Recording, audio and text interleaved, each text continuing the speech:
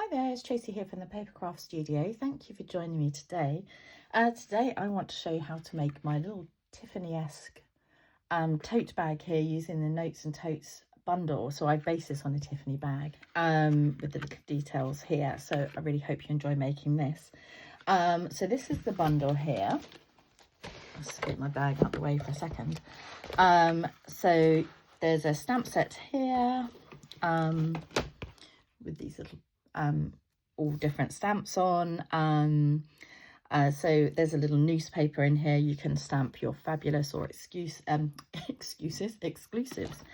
All of these dies here, so you can make little beach bags. So these can be card fronts, but they can also be 3D projects as well. So the card fronts, you can either make them 3D or you can just stick one half of the bag on there and do the little sunglasses and things. So super cute. That's in our new catalogue here. So all of the supplies you need to make this will be listed below in my descriptions bar as always, and they will take you directly to the online shop.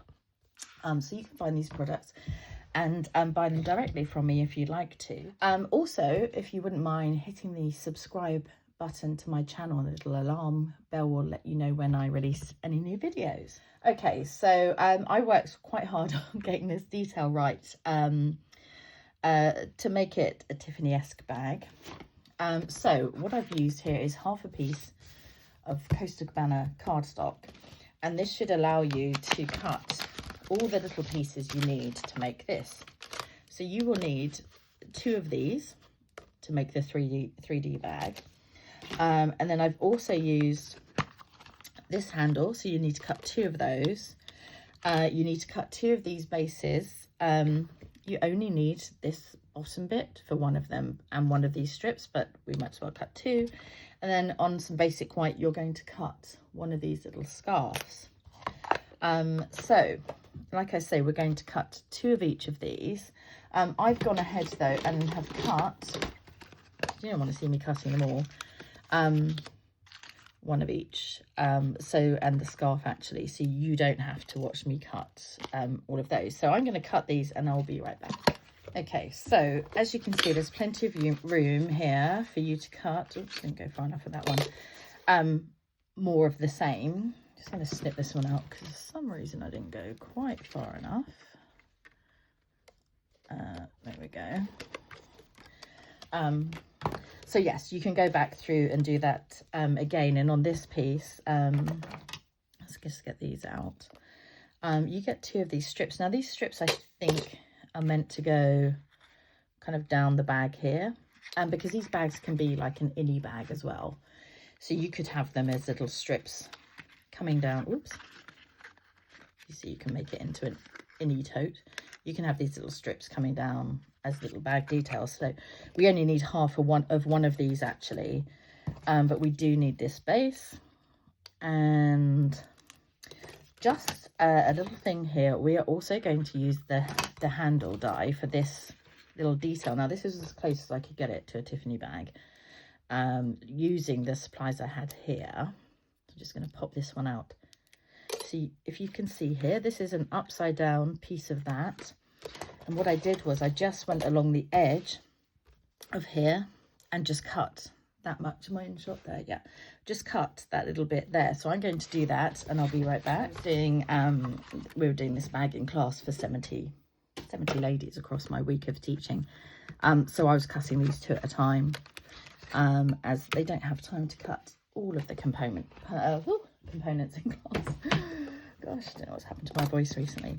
Okay, so we only need 1 of these though, but if you are making multiple bags, you can just cut these 2 at a time.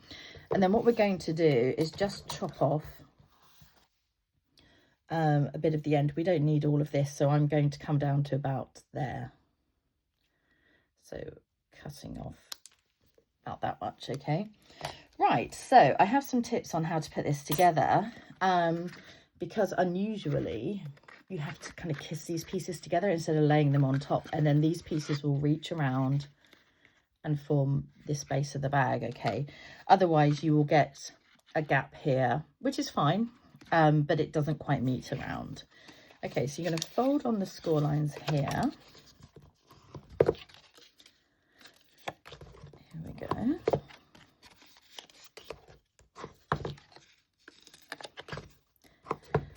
and along the bottom. Now, I can kind of see what these little bits are. I've scribbled on here because my ladies are cutting these off. So you're going to keep this middle bit. These two pieces here, I think, are meant to stick to this bit inside, but it's very fiddly. So quite frankly, I didn't need them.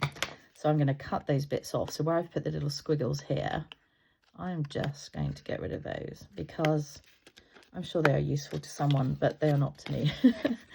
So again, on this one, I'm just going to cut those two extra little pieces off because it's quite fiddly to put together. I don't think we need to make it more difficult. Okay, so have I folded all these? Where's my bone folder there? So again, fold everything in the same direction, open it up, just give everything a burnish. This one, do that one here, yeah. Okay, so this is the way I found easiest to put it together, entirely up to you. But basically, like I said, these two pieces here have to kiss and go together like that. They don't overlap as we do with most, you know, boxes and bags we put together. They both fold in. So on one of these pieces, I'm using tear and tape. Of course, use liquid glue if that's your preference. But I'm putting it on the outside tabs on one of the bag pieces and along the bottom of this one as well. So only on one of them. I've done it on these two pieces that fold round, that fold in, and this piece on the bottom. Okay, this is how I found it best to put together. Like I say, if you're using glue, you probably want to do one side at a time. So I'm going to take off one of these. Oops, I've got some extra cellophane. One of these pieces here with the tear and tape, take off the backing. So this is now the sticky side. This has nothing on it. Okay, so I'm going to line up the tops, putting them together like that. So a little kiss, lining up the tops, and then coming down to the bottom. Now with tear and tape, you can move it if you haven't fully stuck it. Okay, so that's how it looks on the inside. Just going to give it a little crease. You can fold it over. So that's what you're after so far. Get rid of that piece at the bottom. You can see there where you're going. So you've got that piece. Those two pieces are stuck together there. Okay, then we're going to do the bottom. Now this can be a bit fiddly, but basically what you're trying to do is keep this piece here tucked under. Now sometimes this works the first time, sometimes it doesn't. So you might be fighting it and you're going, huh, Tracy made it look really easy, but believe me, I've helped a few ladies in class and it wasn't always easy. So have this bit tucked in. This time they are just going to go over the top of each other. They are not kissing each other like that. They're going over the top, okay, so that you've got a base. So take this piece off. Oops, she says. Keep this piece tucked in, and then that's going to fold round and stick. Ooh. Need about 5 pairs of hands to do this. Stick there. Okay.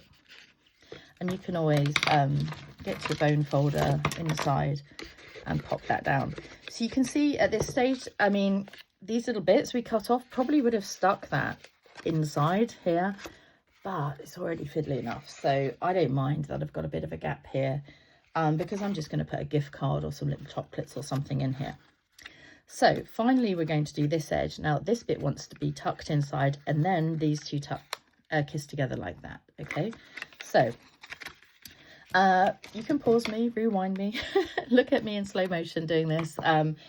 Hopefully I'm making it, you know, clear enough. But so this one, make sure it's tucked in, and these two fold in together. And again, I'm going to line the tops up so that at least the top of the bag is symmetrical. This time it's a bit harder. You could probably turn it inwards a bit more to stick it. So there we go. Ooh, a bit drunk. The bag, not me. Okay, so that's the base of your bag here. And then, like I say, just make sure it's all stuck together nicely. So with these pieces here, again, you could use glue if you want to. You're just going to have to hold it a bit longer. But basically, these are going to go along, and this bit lines up there. You see this little diagonal edge, lines up, and you're just going to wrap it round. So what I would suggest you do first, line it there, oops, give it a little fold, and the same on this side before you stick it down. So then you've got the kind of shape you're looking for. I'm going to pop some tear and tape again on the back of these, but you can use glue. And the tear and tape is a really, is just the right width for these kind of things, you know, so it makes it a little bit easier. This time I'm going along the top because that's the bit that's going to stick down most. So you can put it on before you folded it, it's absolutely fine. And if you want to get right to the edges, you can use your snips to cut them. So give that a press down, take the backing off. And then, like I said, you're going to line up this diagonal edge with this diagonal and this straight edge with that straight edge there. Okay, so like that. It doesn't have to be perfect. Give it a good press down because these do pop up a bit. So you might need a little bit of extra glue there. And then bring this along the base and then up this side. Give it a good press. You can do it from the inside as well. Okay, so you see it's nice and neat along there. And then the same for the other side. So I'm going to line it up here and here. Give it a good press. And just follow along the bottom. And again, you can pick it up a little bit if you haven't pressed it fully down. Once you have pressed it, it will pull a bit of the cardstock away. And look, I haven't got it quite to the edge. It doesn't matter. That can be the back, okay? So give it a good press because, like I say, these will pop up. And it might be that you pop a little glue dot or a bit more glue in there if yours keep popping up, because it's a little bit hard to press it from the inside because you've got these extra bits. But you can give it a good old press and hold when you've got more time. Okay, so this is on its head. You can see my spinning glass is a bit battered. So you only need one of these pieces for my project here, and you're just going to cut it in half. For these little details here, I was thinking, what can I use? And hey presto, I had these 3 little mini punches that are all an online exclusive, and I'm using these 2 here. Don't need this one on this occasion, and some silver foil because, again, I was trying to get the detail close to the bag without being sued. Hopefully they're not going to worry about me. So with the punches, it's easier to go down, so you just release them with this little slider, put it in upside down, then you can see where you're going. You can, if it's this way up, you can't see if you're in the right place to get, you know. So one of these and one of these. So you can see we had long strips in class, we've used a lot. And then on this one here, I just want the little kind of tongue piece here. So I've cut, you can see very easily, I've just chopped those 2 bits off. So basically the, where did I put that punch in? Put it somewhere. But basically, you're getting rid of those 2 edges and just keeping that middle bit. Can't actually see what I'm doing here. There we go. Sorry, my camera stand is in the way. So you're just keeping that bit here, okay? So cut off that side and that side. This is a little bit fiddly, but I just really wanted the detail on here. So that's going to stick out. Let me see if I can bring in this just so you can see where I'm going with this. That's going on there. And then this little piece that we chopped off of one of their, not the handles that we were using, but an extra bit. We're going to do it upside down because that was more of the shape that we were using. That's some work on the back here. Show you a bit of different colour, just so you can see what I'm doing here. So that's going to go over the top. So you're only going to see a tiny little bit of that poking out, but that's what I wanted. That's what I wanted to do, so I found a way to do it. So a tiny bit of glue on this silver, oh, not that much, Tracy, on the silver piece, and you might need to kind of pin it all down a bit with it. with a pokey tool or something. Like I say, fiddly, but hopefully you'll agree it's worth it.